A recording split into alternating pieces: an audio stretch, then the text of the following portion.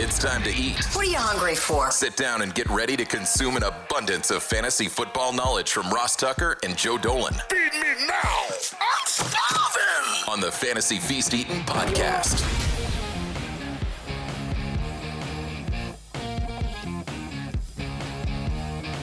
Yeah, let's eat, baby. It is the Fantasy Feast Eating Podcast. We are presented by DraftKings. Love those dudes. Love my guy on this show, Joe Dolan. It's the show that's so nice, we do it twice. Every week during the NFL season, right? Joe and I will talk about the fantasy relevant players in every single game. Primarily Joe, because he's the expert. Check him out on social media at FG_Dolan.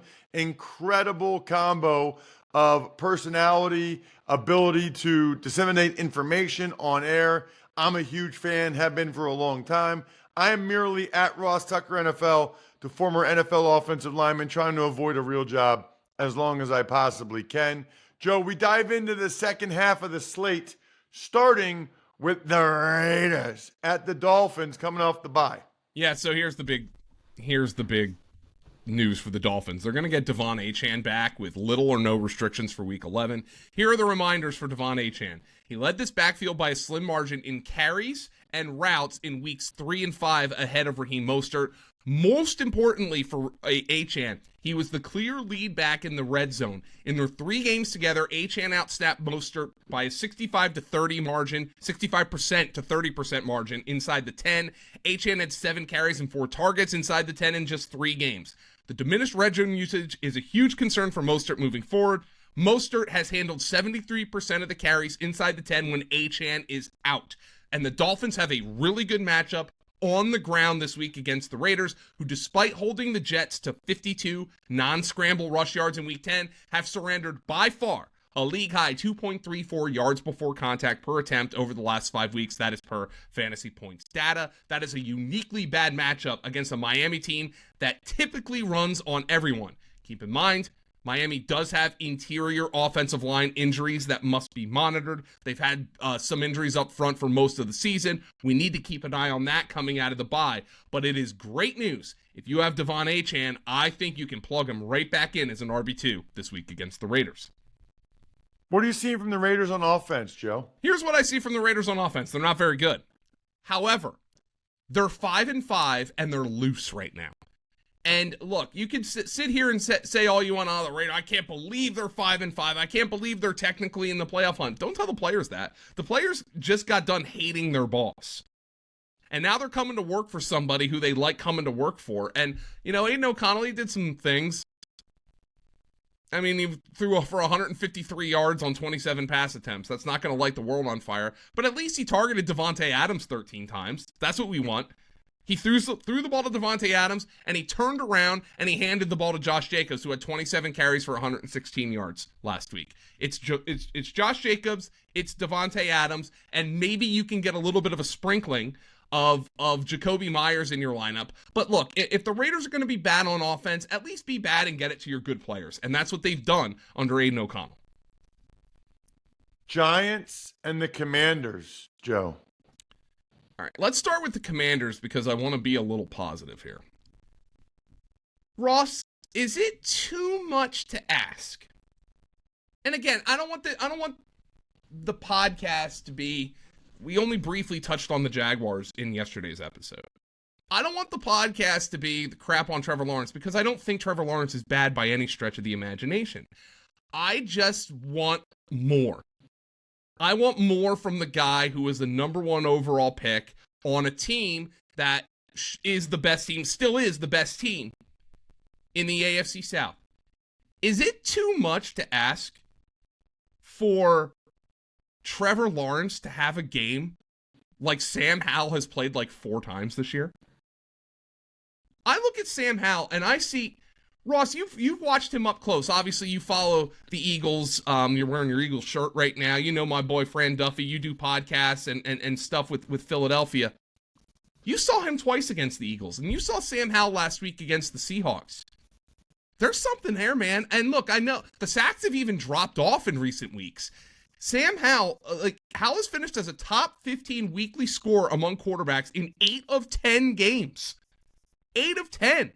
It's an extremely pass-heavy game plan, and they're doing this with Ron Rivera at head coach. Ron Rivera doesn't want Sam Howell dropping back 40 times. Well, guess what? Every time he does, he throws for 300 yards. It's really pretty impressive what I've seen with Sam Howell. And he's made some of the, like, if you're looking at a highlight reel of all 22 end zone angle, like, how did he do that throws? Sam Howell's on there like 4 times this year. He had another one against the Seahawks this week where he put it between 2 defenders in the middle of the field. I don't understand the quarterback scouting process, maybe. When I look at Sam Howell, and before he went back to school, he was considered a first-round pick, and then he ends up in the 5th round, and he's getting drafted after Bailey Zappi. I guess I don't get it, Ross, because I don't know if you've seen Sam Howell in person, but this guy looks like he's got something. I'm not trying to tell you he's going to be an MVP, but it sure as hell looks like he's got a chance. No, he's good, and I don't understand why Rivera didn't have him start more games last year. That makes no sense to me. Anyway, what about the Giants? I mean, is there anybody for fantasy? Anyone? Bueller? Anyone? The only thing that Saquon Barkley was able to do was he was able to gain positive yardage in the second half after the Cowboys kind of called off the dogs. That's your hope. And that's why I spent so much time just rambling on about Sam Howell, because I have no idea what to say about Tommy DeVito. Like, I don't know how many Big Ten teams Tommy DeVito would start for. I'm serious. Like, he's not starting over J.J. McCarthy. You know, like, Drew Aller's not on my good side right now, but I don't know if he'd start over Drew Aller. Like, it's rough, man. It's rough out there, and it's not his fault. It's the Giants are just the worst team in football. Bucks at the Niners. So we got Baker Mayfield dealing with a little bit of a thumb injury. I don't know how big a deal that's going to be. Doesn't look serious. Doesn't look like a Justin Fields kind of situation. I don't even think, I think the doctor said, it might have been Schefter who reported, it's not even a Matthew Stafford kind of situation. It looks like he's going to play. Unfortunately, last week, Tampa had what our trench metrics at Fantasy Points data had determined to be their first really good run matchup of the year against the Titans. Rashad White, unfortunately, went back to being completely inefficient on the ground. He had 20 carries for 51 yards. 47 of the 51 yards came after contact. So he averaged a 1/5 of a yard before contact behind that offensive line. That was his worst of the year against a Titan run defense that had been getting gashed over the last 2 months.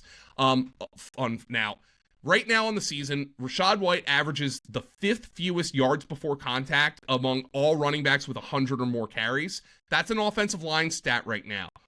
But the good news is Rashad White has seen at least 3 targets in all but 1 game this year, and he's busted off long touchdowns. He had the long touchdown last week. So the Buccaneers are still getting Rashad White the ball as a bell cow, but unfortunately, this is not a good matchup for him. The good news is Mike Evans was going to go absolutely ham, and he did go ham in that game against the Titans last week, and it could have gone even more nuts. He had a touchdown just drop off his hands.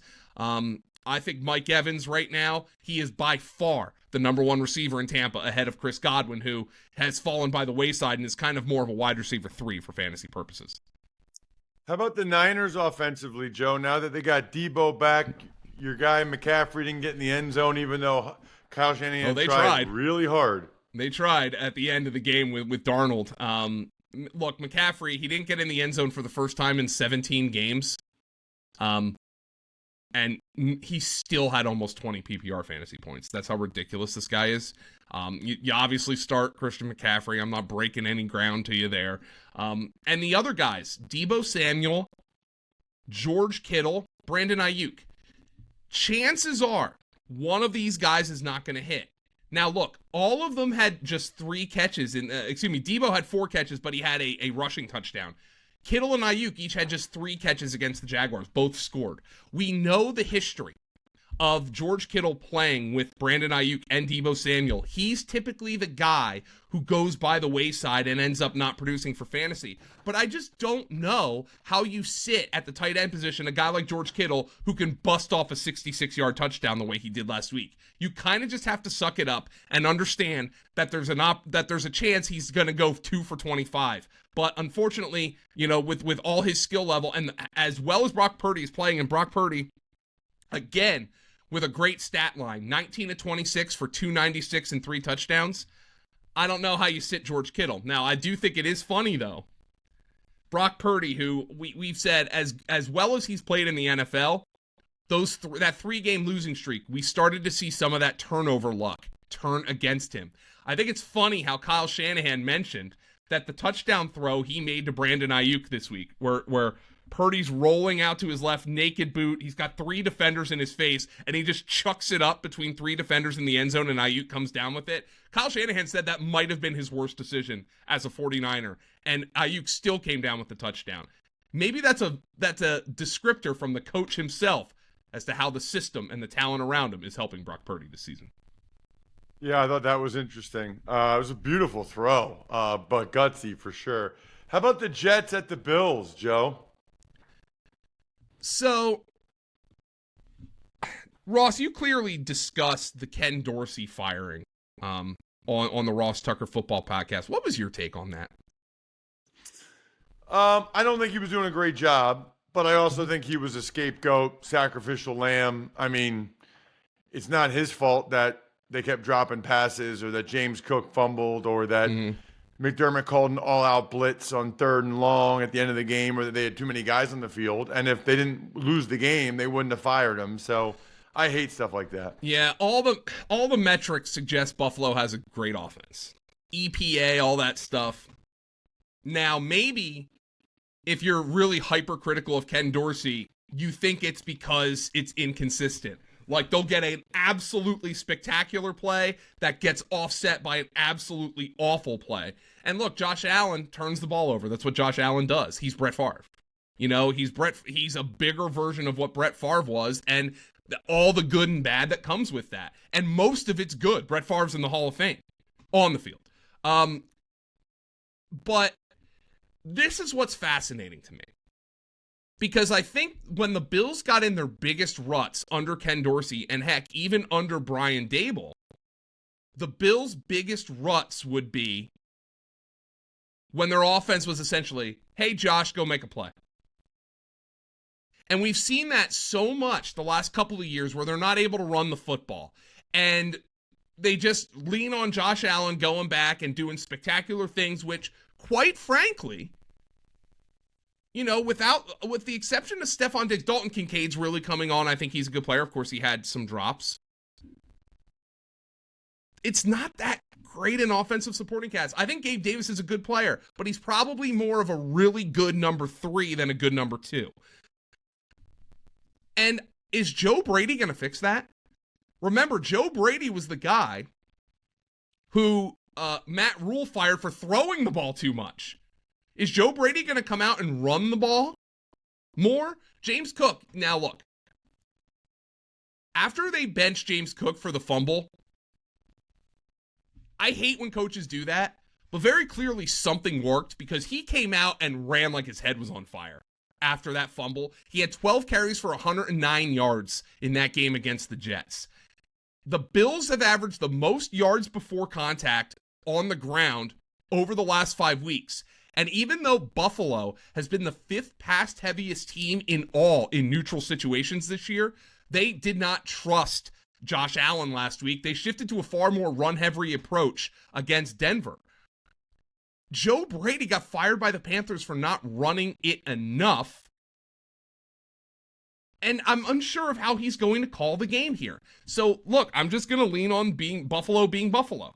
You play Josh Allen. I think you continue to maybe play James Cook, although I wonder if he's the scapegoat in this offense. Do they activate Leonard Fournette? I still think Stephon Diggs and Dalton Kincaid are number 1s at their respective fantasy positions. And Gabe Davis is a guy who, if you plug him in, you hope for one of those big plays. This is it's a bad matchup, by the way, against the Jets. Obviously, Allen turned the ball over 4 times earlier this season in this matchup, but I am just really confused about what their plan is going forward, and I wonder if they just made a panic move. It might work out because Josh Allen is so freaking talented, and Joe Brady is still highly regarded, but I'm nonetheless interested to see what their plan is in this game. Anything for the Jets, Joe? Well, you play Garrett Wilson, but the thing about the Jets is their run game has completely collapsed. After topping 160 non-scramble rushing yards twice in the first 5 weeks of the season, including against these Bills in week 1, they've fallen below 60 yards in each of their last 4 games. Over that span, Breece Hall has just 134 yards on 53 carries. That's 2.5 yards per carry. And the only touchdown he scored on the ground came when the Eagles let him score so they could get the football back. The Bills have had a lot of problems shooting themselves in the foot this year, but their run defense has been a bright spot. They are giving up the 4th fewest yards before contact per attempt over the last 5 weeks. The Jets' offensive line remains a disaster. Even if they get Dwayne Brown back this week, teams don't respect Zach Wilson, and they're going to key on the run game. That's why it's been tough sledding for Breece Hall of late. Here's what I think, Joe. I think if you are feeling good about your fantasy draft picks but not sure what to eat, you should make it easy on yourself and order in on DoorDash. Now you can root for your squad while your food and drinks are on the way. So that means burgers, chips, dips, soda, pizza, wings, so much more delivered straight to your door.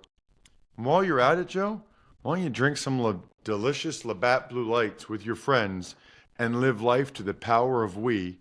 Always enjoy responsibly. Beer, Labatt USA, Buffalo, New York. What about the Seahawks at the Rams? Stafford's back, Joe. Yeah, Stafford's back, which is great news because you can get back to plugging in Cooper Kupp and Puka Nacua. I doubt he's out there on a whole lot of waiver wires, but just an item for people. It maybe in your league there is no injured reserve. Kyron Williams can come back next week.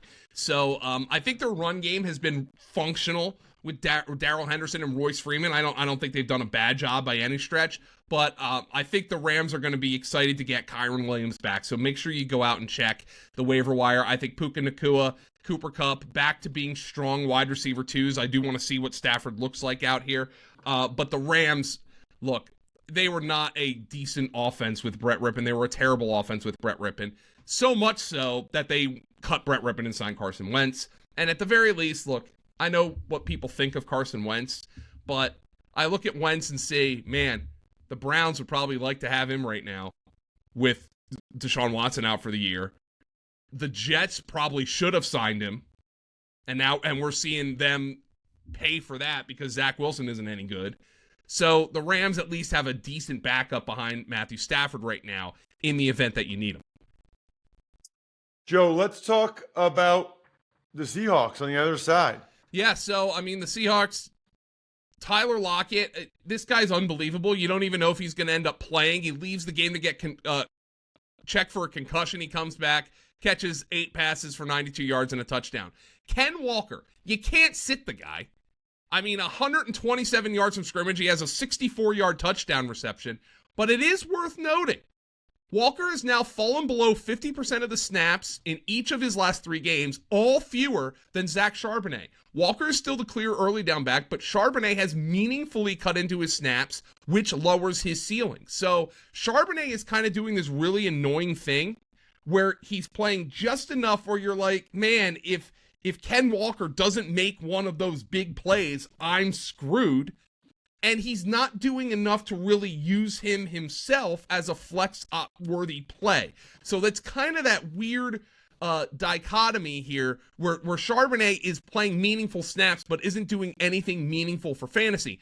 Nonetheless, the Seahawks check in on our trench grades at fantasypoints.com with a top 5 run game matchup. I think it's a good matchup for Ken Walker this week. Ooh, okay.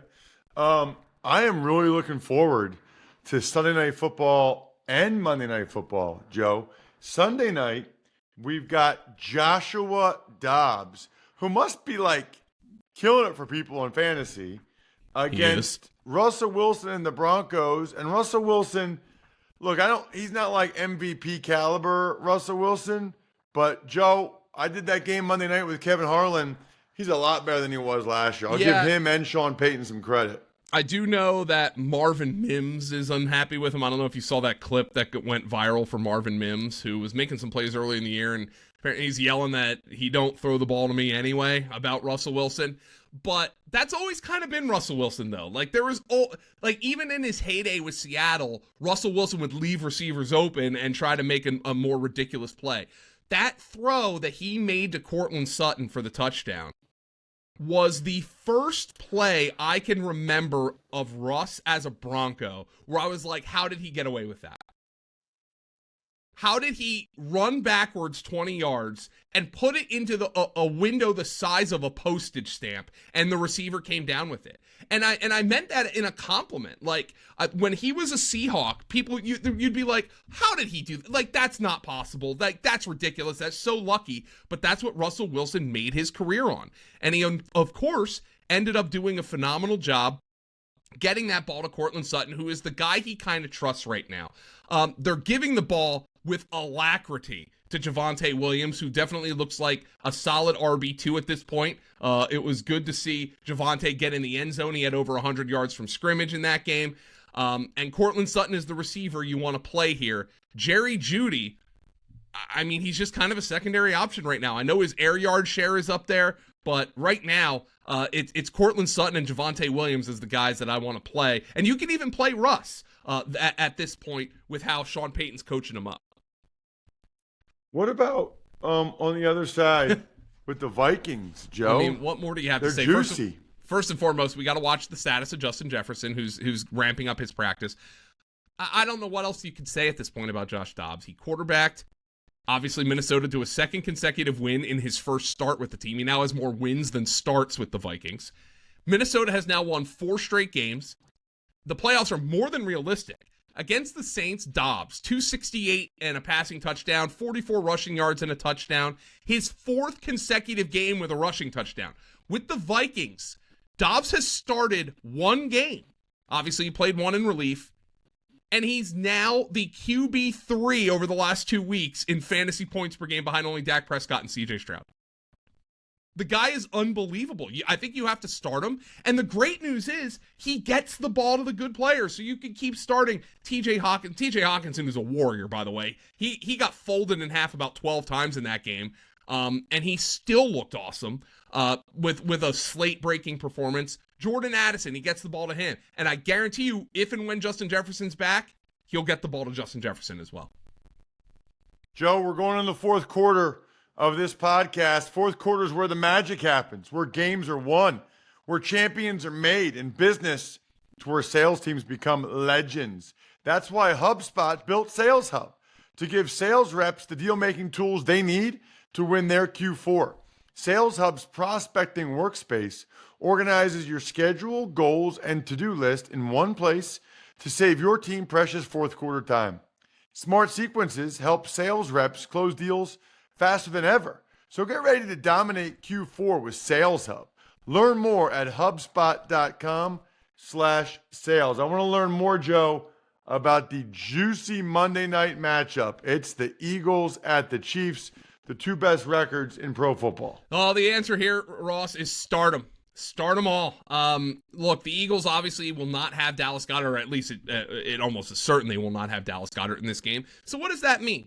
Does it mean the Eagles are going to get like Grant Calcaterra or Albert Okwuegbunam involved? No, it means the Eagles are going to condense their target tree, and it's going to be more targets for A.J. Brown and more targets for Devontae Smith, and maybe a couple more runs for DeAndre Swift. The Eagles are going to continue to throw the ball to their good players. Maybe they involve Julio Jones down inside the 20 a little bit more, but that's what the Eagles are going to do. And keep in mind, potentially the most important thing about that bye week for the Eagles is Jalen Hurts, who is clearly favoring that left knee, is going to get 2 full weeks plus a day of rest because they play on Monday night. So it's a mini bye plus a bye for Jalen Hurts. That is important for him as he looks to get healthy. On the flip side, for the Kansas City Chiefs, they're still not getting it done at the wide receiver position, but I do wonder if over the bye week, Andy Reid, notoriously great coming out of the bye, I wonder if they decided to get Rashee Rice more snaps. He's their best wide receiver. He's their most reliable wide receiver.